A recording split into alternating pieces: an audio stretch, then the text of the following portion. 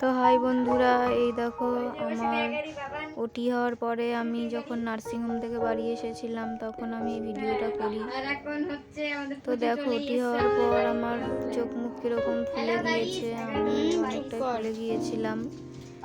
তো আমি ভেবেছিলাম যে আগে যখন বাবার বাড়িতে ছিলাম এই সময়ে বাবার বাড়িতেই যাব, কিন্তু বাড়িতে বেশি কেউ না থাকায় আমি শ্বশুর বাড়িতে চলে আসি। আর মাকে বলেছিলাম যে তুমি আমার ওই বাড়িতে গিয়েই থেকো। তো মা আর বোন এসেছে, ওরা কিছুদিন থাকবে আমার সঙ্গে। তো সিজার হওয়ার পর এরকম চোখ মুখ অনেকটা ফুলে গিয়েছে, স্যালাইন চলছিল মনে হয় এই জন্যে। এই দেখো আমার ছোট্ট সোনা। এরপরেই দেখো আমার প্রচণ্ড জ্বর এসেছিল বাড়ি আসার 2 দিন পর। সেই জ্বরটা বারবার আসছিল, কমছিল না। তারপর তোমাদের দাদাভাই ওষুধ এনে দিয়েছিল, বারবার জ্বর আসছিল কেন জানি না। মা বললো যে সিজার হওয়ার পর নাকি অনেকের জ্বর আসে। তো আমার ডেলিভারি হয়েছে লাইফ নার্সিংহোম রানাঘাটে। তো সেদিন যখন আমাদের ছোট্ট সোনা একটু কান্নাকাটি করছিল, তোমাদের দাদাভাই নিয়ে ওকে কোলে নিয়ে কান্না থামানোর চেষ্টা করছিল, ওর সঙ্গে কথা বলছিল।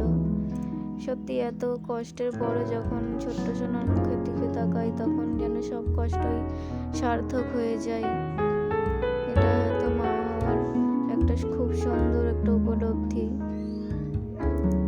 তো অনেকক্ষণ কোলে নিয়ে বসেছিল আর আমি ভিডিওটা করছিলাম। আমারও খুব ভালো লাগছিল ওদের দুজনকে এত হাসি খুশি দেখে। তো এরপর এই যে 6 রাত্রিরে আমার ছোট্ট সোনার ভাগ্য লেখার দিন নাকি নিয়মে সবাই বলে। তো সেদিন মায়েদের সন্ধ্যের পরে কিছু খেতে নেই এবং কোনো কথা বলতে নেই, এটাই নাকি নিয়ম। তো এই যে এখানে প্রদীপ দেওয়া ছিল, তারপর খাতা পেন দেওয়া ছিল, আরও অনেক কিছুই ছিল এখানে দেওয়া। আর সেদিন তো আমি কোনো কথাই বলছিলাম না, ইশারা করে সব কিছু বলছিলাম। আর এই যে আমার ছোট্ট সোনার এই দুধটা দিয়েছিল।